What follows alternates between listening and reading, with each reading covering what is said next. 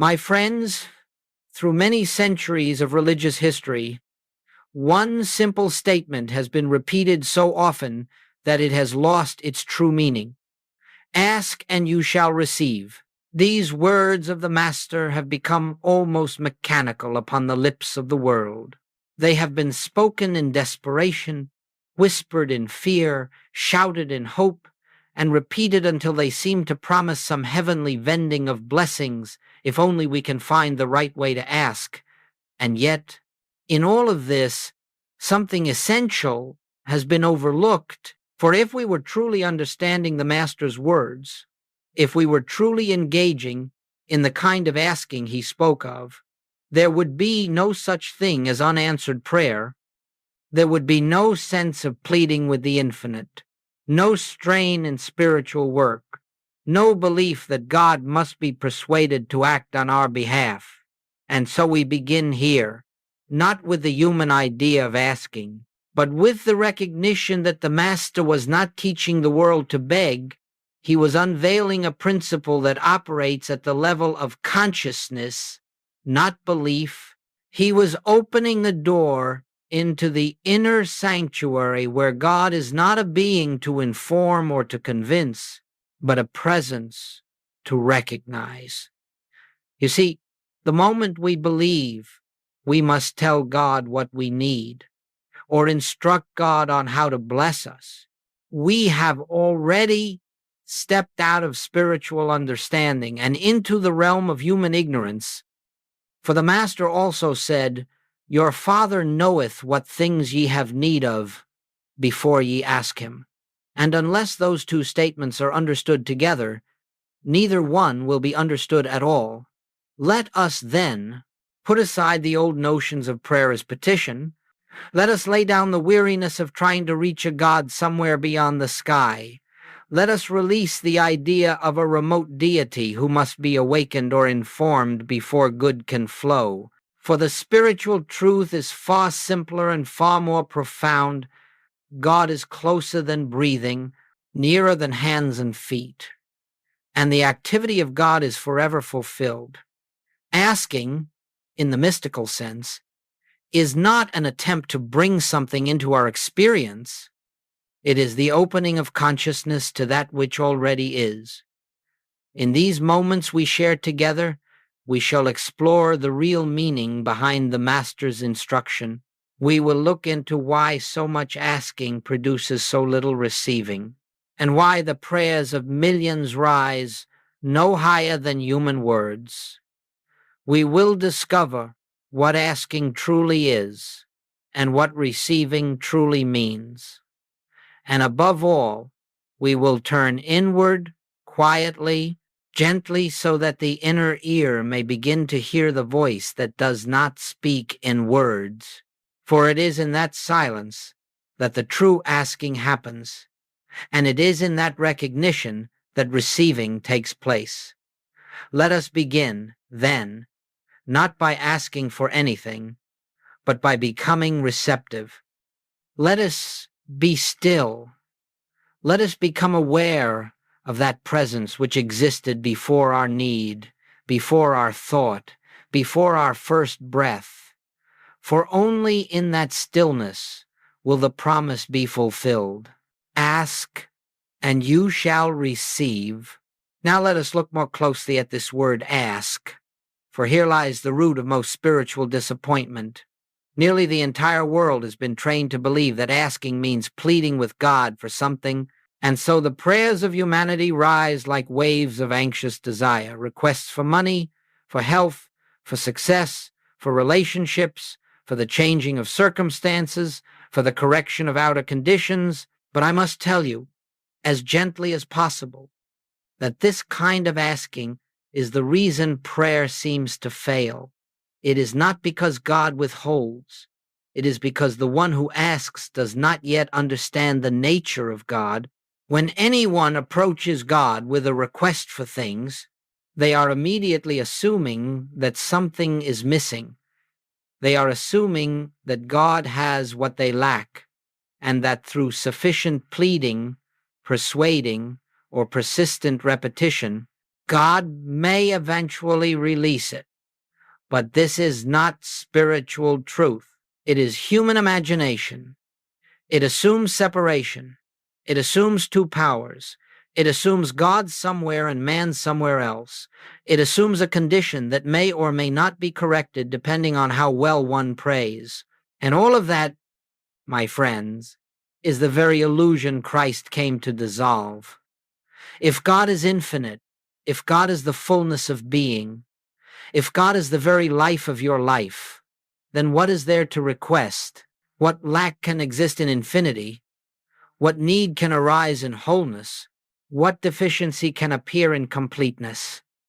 The moment you ask for something, you have accepted a belief in separation from that which is already the reality of your being. That single, subtle belief I do not yet have is the barrier to receiving. And so long as you approach God as a needy creature seeking favors from a higher power, you are not praying. You are projecting human fear onto the divine. This, you see, is why so many people say, I have prayed, but nothing happened. Of course nothing happened. They prayed from the standpoint of a self apart from God, a self lacking, a self incomplete, a self hoping that an external deity might intervene. But the Master never taught such prayer. He never instructed anyone to cry out in desperation. He never encouraged anyone to direct God or bargain with God. He said simply, Your Father knoweth what things ye have need of. If that is true, then any request that attempts to inform God is unnecessary, and any attempt to persuade God is ignorance. Consider this. If God is spirit, if God is love, if God is the very essence of your being, then when you ask for something, whom are you asking? Are you speaking to a being outside of yourself? Are you asking love to become loving? Are you asking wisdom to become wise? Are you asking infinity to supply what is already infinite? No, my friends, all such asking stems from the false sense of I, the human, limited sense that believes it stands apart from the source of its own being. That I prays for things, that I begs, that I strives, but that I cannot receive because it does not know who it is. The tragedy is that the world has taken the most beautiful, mystical instruction ever given, ask and you shall receive, and turned it into a technique for acquiring things. But Jesus was not speaking to the outer man at all. He was speaking to the inner self, the one who does not lack, the one who does not fear, the one who does not plead. And until this inner self is recognized, all asking becomes a confession of separation, and all receiving becomes impossible. Let us understand this clearly. Every prayer that begins with God, please give me, is built upon a false premise. Every request that tries to change the outer condition while ignoring the inner truth is doomed to frustration, for true prayer never seeks to change the outer. True prayer reveals the inner. And until that distinction is understood, the spiritual life remains a struggle. So I say once more, the false meaning of ask creates spiritual failure, not because God withholds, but because the individual prays from an identity that does not exist in truth.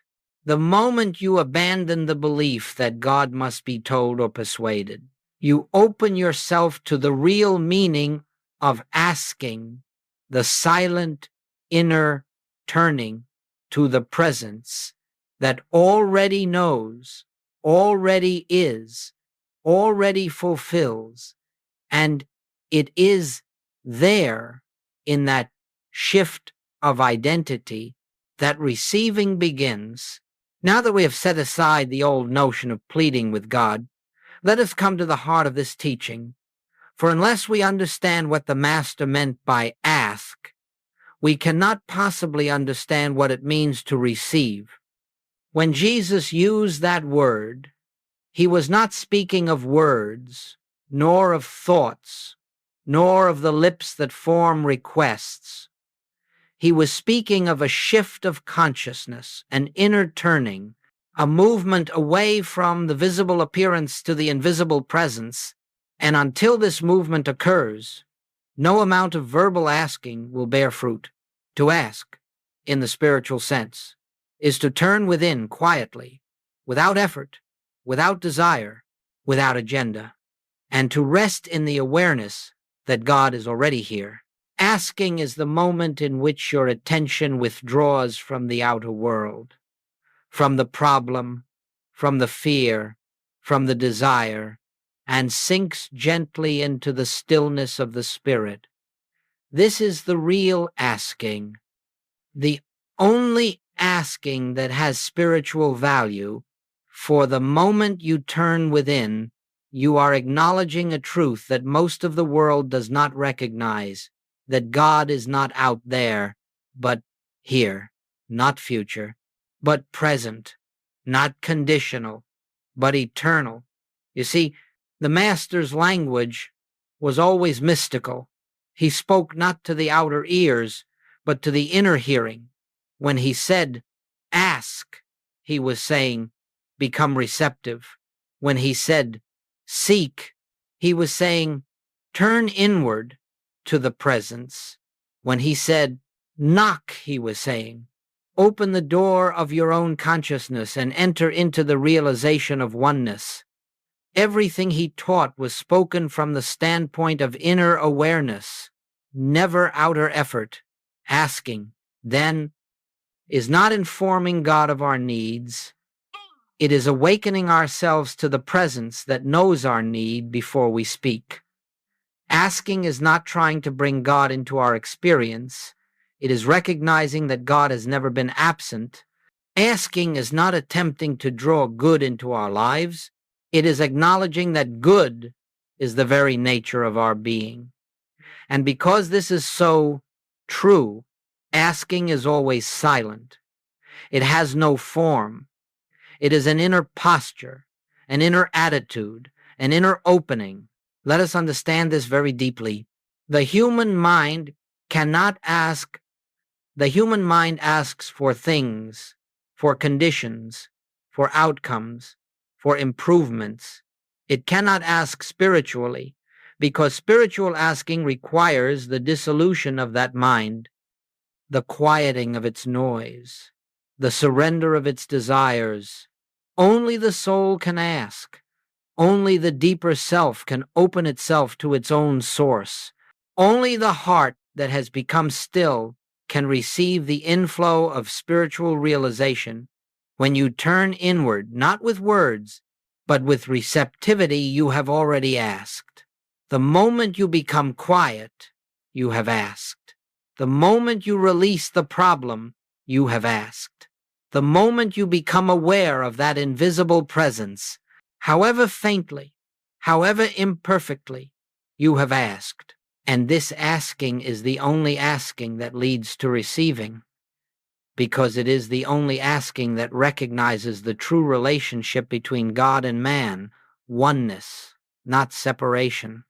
Do not think. Then that asking is something you do. Think of it as something you allow. You allow the mind to drop its concerns. You allow the heart to soften. You allow the presence to make itself known. You allow awareness to shift from outer appearance to inner reality. This is asking. This is the prayer of turning. This is the movement from the visible to the invisible, from the problem to the presence, from the human to the divine. And once this inner turning has taken place, even for a fraction of a moment, you have fulfilled the spiritual meaning of ask. Nothing more is required. Nothing more need be said. For the moment you have turned, you have already opened the door through which receiving can occur. Now, let us consider this word receive. for it too has been misunderstood by the world. When we hear the Master say, "Ask, and you shall receive," we imagine that receiving means obtaining the very thing we asked for. We imagine that if we ask for health, we shall receive health. If we ask for abundance, we shall receive abundance. If we ask for peace, we shall receive peace. But this is not the nature of spiritual receiving, for spiritual receiving has nothing to do with acquiring and everything to do with awakening. It is not obtaining something we lack, it is becoming aware of what has always been present. To receive is not to get, it is to realize. It is the dawning within consciousness of a truth that has forever existed, but which we had not recognized. It is the lifting of a veil, the illuminating of awareness, the quiet unveiling of the presence that was never absent. The outer world may shift as a result, but the receiving itself is not the shift. The receiving is the inner realization that brings the shift to pass. You see, the entire world seeks to get, it seeks to acquire, to manifest, to draw into experience something that it believes it does not have. This is the human sense of life, always looking outward, always reaching, always striving. But spiritual receiving begins with an entirely different premise, that all of God's grace, all of God's completeness, all of God's supply, harmony, wholeness, and peace are already embodied within your consciousness. Not one good thing can be added to infinity, and your consciousness, being one with God, lacks nothing of the infinite. Therefore, when you receive, you are not receiving something new, you are awakening to what always was. You are recognizing that the very presence of God is the substance of your being, the source of your life, the law of your experience. And when that recognition dawns, even faintly, even silently, the outer conditions begin to rearrange themselves in accordance with that realization. Receiving is always an inner event.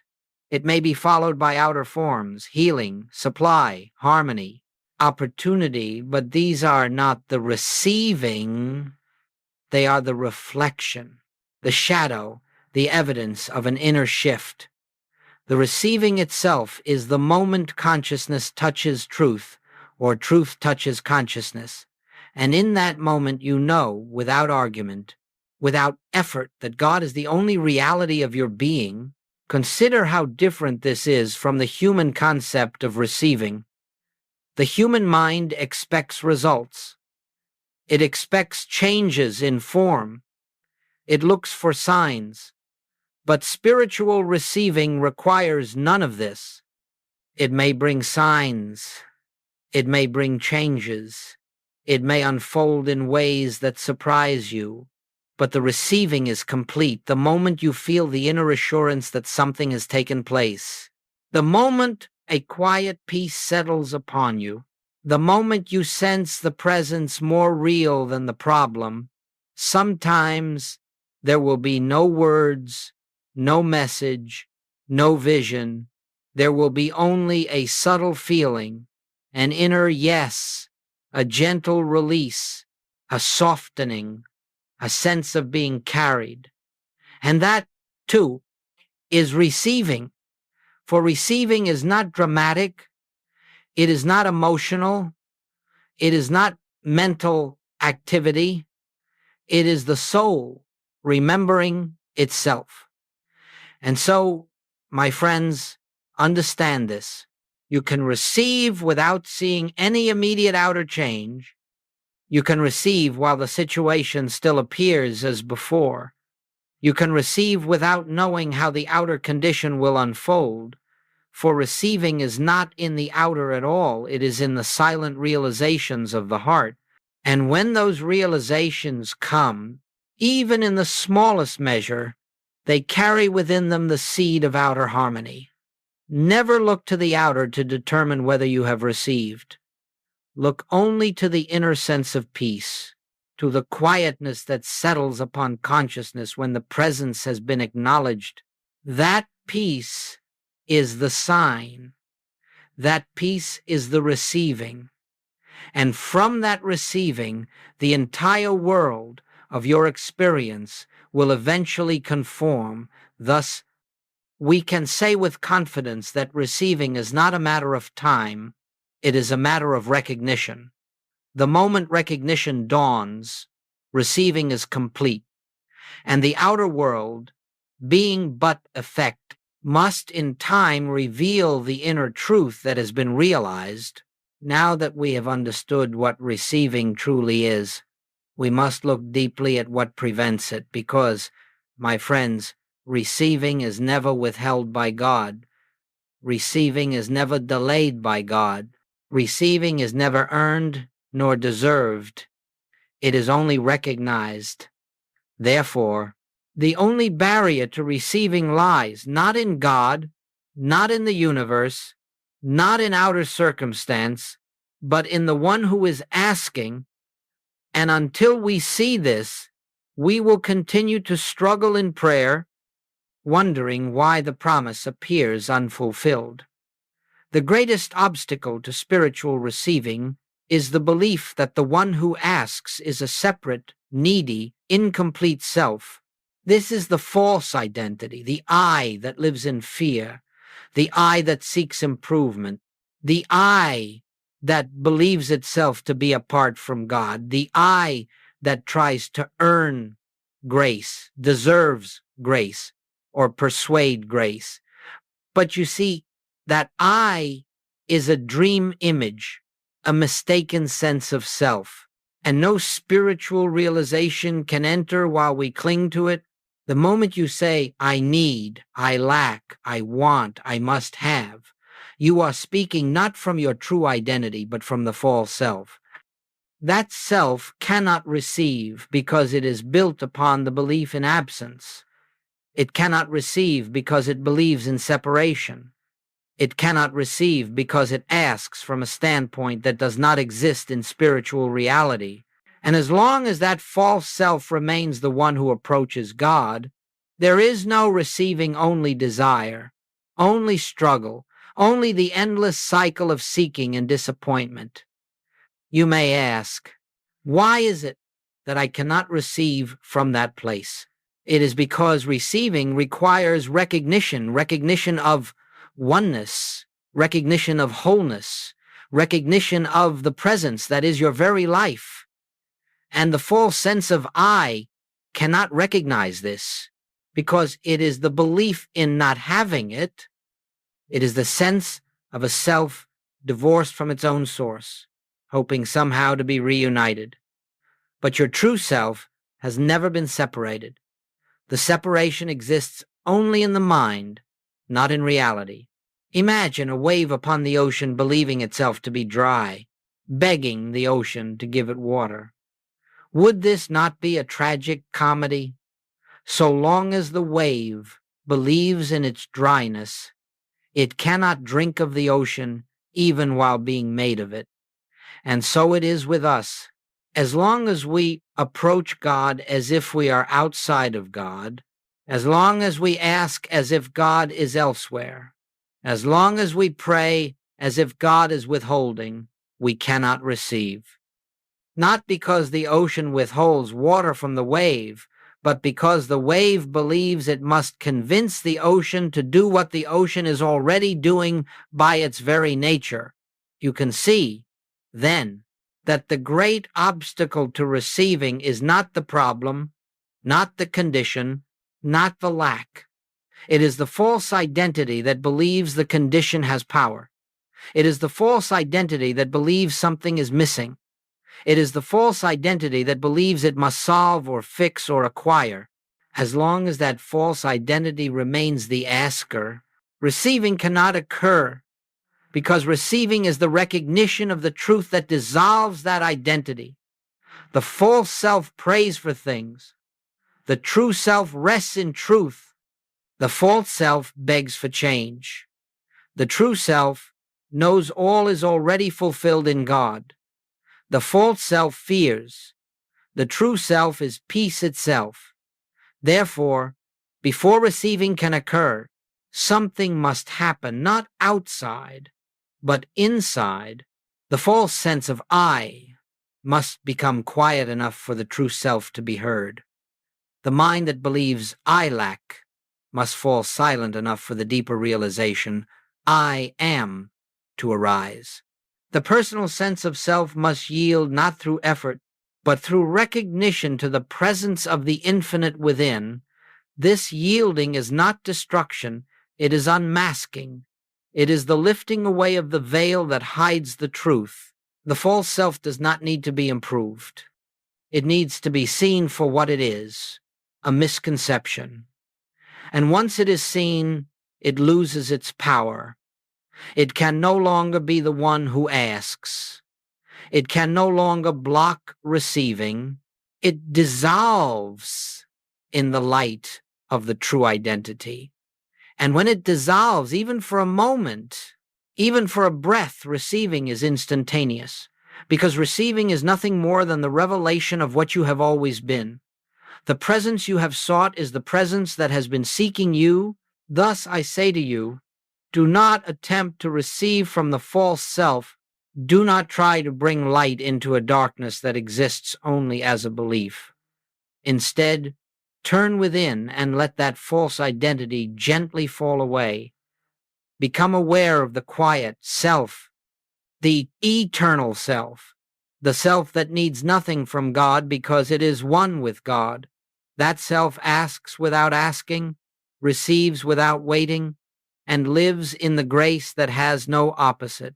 Up to this point, we have spoken of principles, eternal truths that govern the relationship between God and man, between consciousness and experience.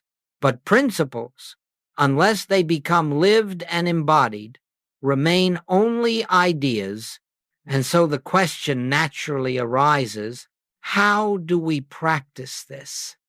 How does one ask in the spiritual sense? How does one turn inward in such a way that receiving becomes possible? Let us enter now into a simple, gentle, yet profoundly transformative practice, not as a technique, but as an attitude of soul. The first step, my friends, is stillness. Not the forced stillness of concentration, not the strained effort to quiet the mind, but the simple willingness to sit for a moment without reaching outward. You need not make the mind quiet. You need only refrain from feeding it. Sit and let the mind chatter if it must. You remain the observer, not the participant. The very act of sitting in that willingness begins the inner turning. Something in you softens. Something quiet within begins to open. The second step is releasing all desire. Lay down, for this moment, every human wish, every fear, every request, every imagined need, not because these things are unimportant, but because they belong to the realm of the outer self, and the outer self cannot receive for a few minutes. Surrender the problem. Let the mind say, but what about? And let it say so without response. The more gently you release these concerns, the more deeply you turn toward the realm of spirit. The third step is the inward turning itself. This is not an action of the mind, but of awareness. You turn not outward to the world, not backward to memory, not forward to desire, but inward to the presence that is always here. How do you turn inward? By becoming aware that something within you is present before thought, beyond feeling, and beneath every appearance. If you simply rest your attention upon that inner sense of aliveness, that subtle awareness that I am, you have already begun the true asking. The fourth step is the real asking. At this point, no words are needed. Words belong to the human mind, and the human mind cannot approach God. The soul approaches God in silence. Yet if a word or phrase arises naturally from the depths of your being, let it be a receptivity rather than a request. Speak, Lord, thy servant heareth. Here I am. Father, I am listening. These are not petitions. They are openings. They are the soul leaning into the infinite, not to get something, but to receive the awareness of what already is. Now comes the fifth step, resting in the invisible. This is the heart of the practice. You rest not in expectation, not in anticipation, not in hope, but in simple being. Let thoughts pass as clouds. Let sensations come and go. Let the body be at ease. You do nothing. You wait for nothing.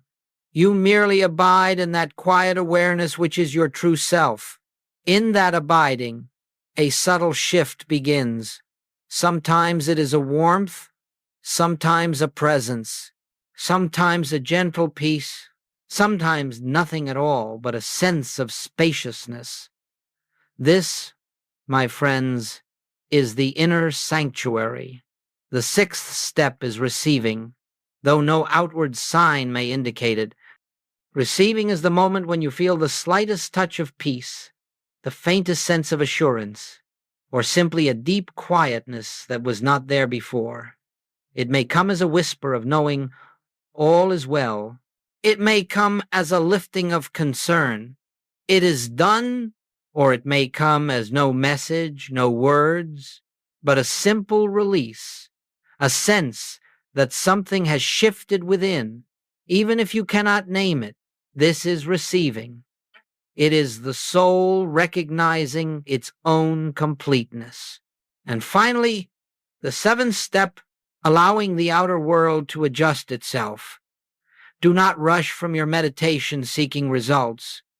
Do not examine your condition to see whether something has changed. Do not ask whether God has acted. God acted long before your asking. All that happens now is that your outer experience begins to reflect the inner realization.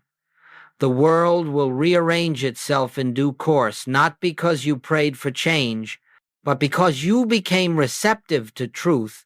Your very consciousness has been touched, and the outer world must eventually conform to the new vibration. Understand that this practice is not a ritual. It is not something you must perfect. It is an attitude, a posture of soul. You may sit for 5 minutes or for 50.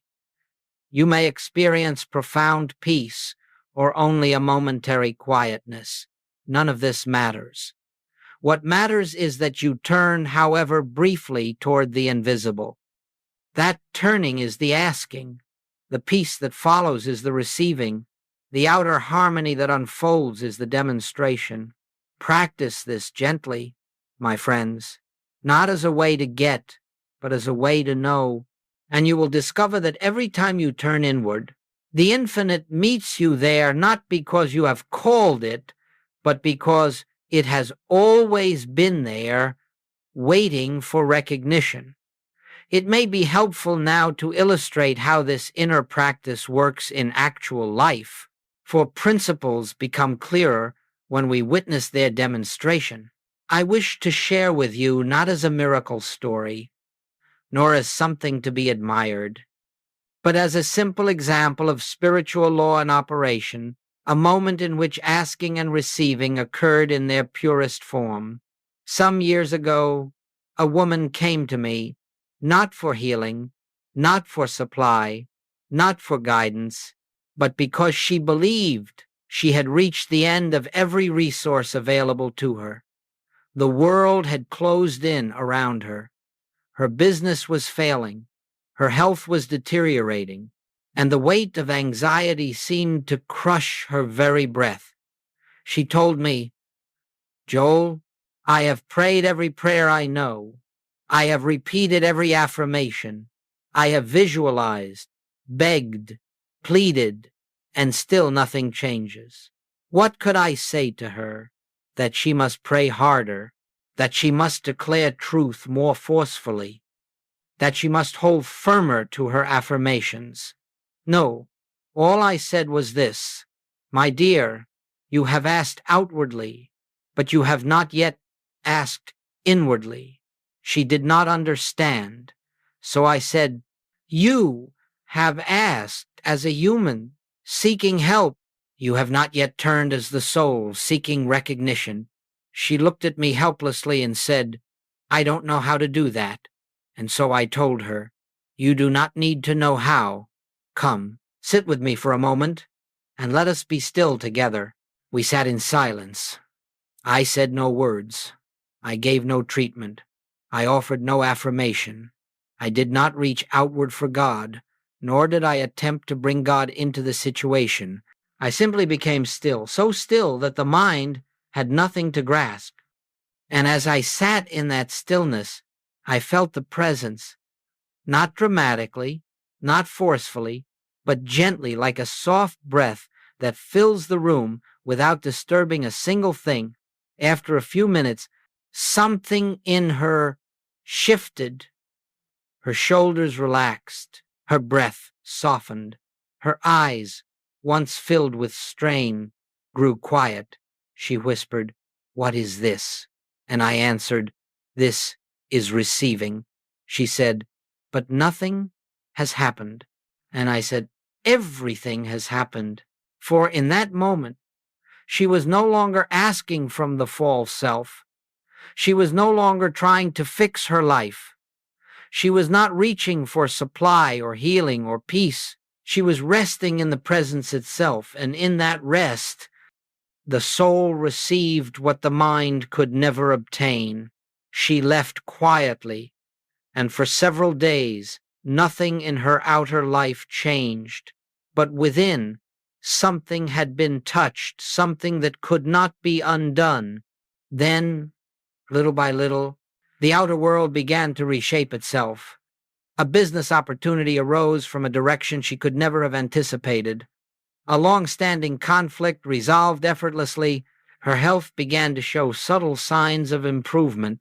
The heaviness that once clouded her mind lifted, and a new confidence took its place.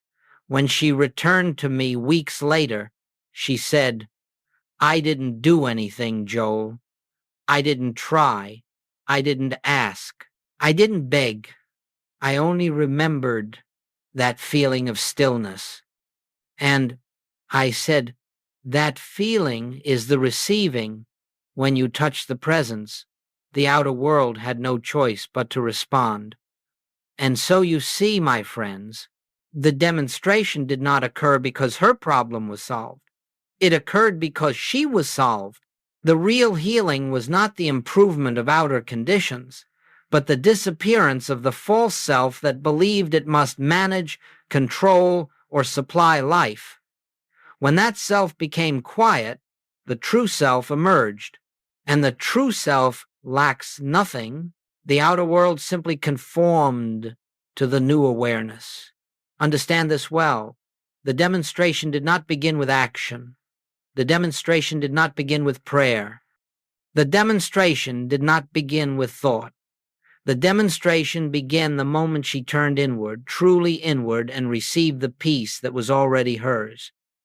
Every demonstration in your life will follow this same pattern, not because it must happen a certain way, but because consciousness is always the cause and form is always the effect. Do not look to the form. Do not look to the result. Do not look to the world to confirm God. Confirm God within. And the world will align in its own manner and in its own time. This, then, is the way of true asking and true receiving. It begins in silence, unfolds in peace, and expresses itself in harmony, not through the efforts of man, but through the natural operation of divine law. Up to this point, We have spoken of asking and receiving as moments, moments of stillness, moments of realization, moments in which the veil is lifted and the presence becomes tangible. But the spiritual life is not built upon isolated moments. It is built upon a state of consciousness. And so the question arises, what happens after receiving?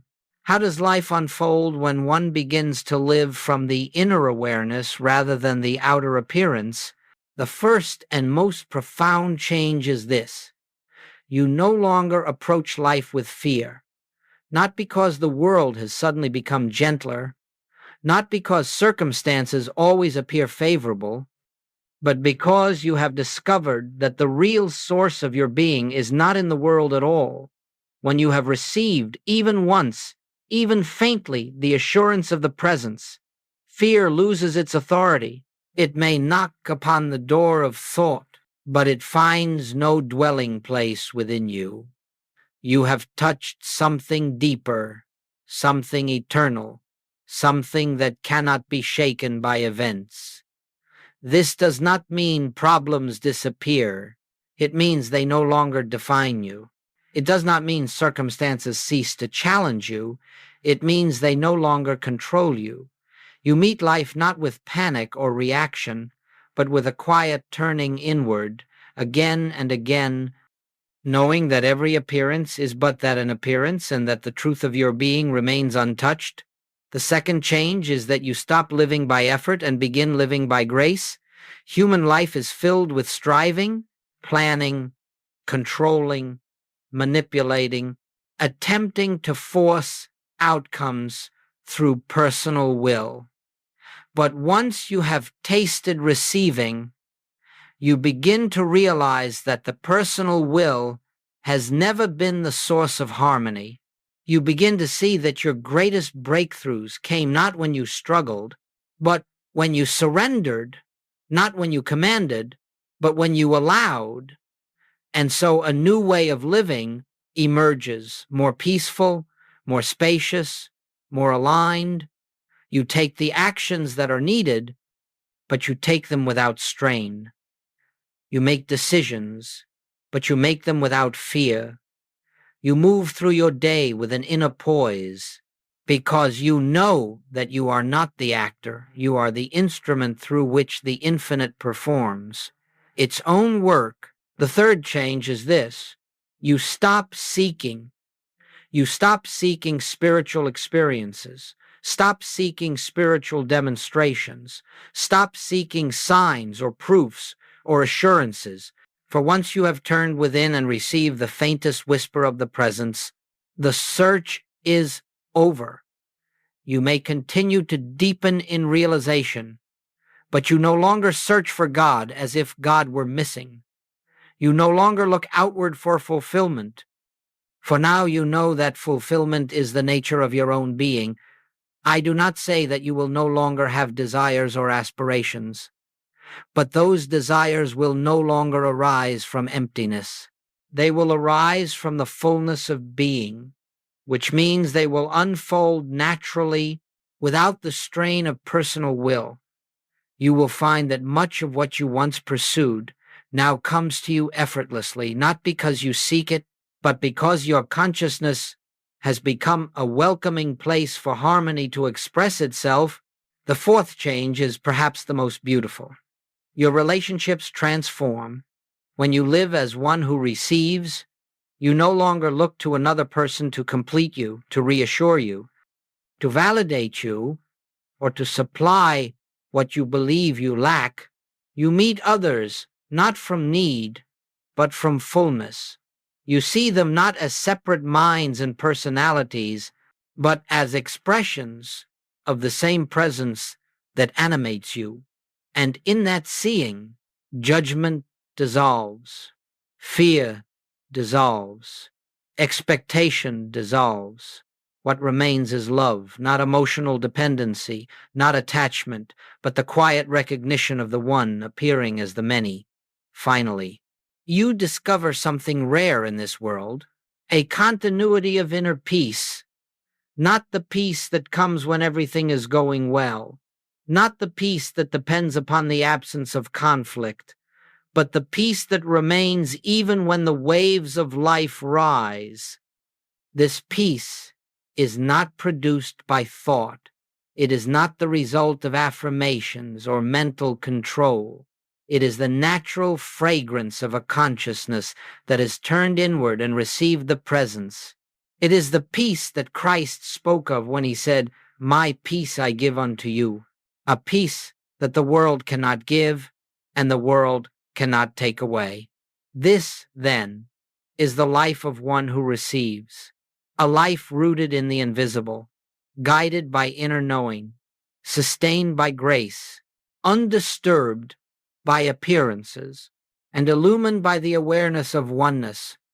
Not a life free from challenges, but a life in which challenges become opportunities for deeper realization. Not a life without action, but a life in which action flows from the quiet center of being. When you begin to live this way, the promise of "ask and you shall receive" ceases to be a command or an instruction. It becomes a description of how the universe operates. It becomes a law written upon the heart.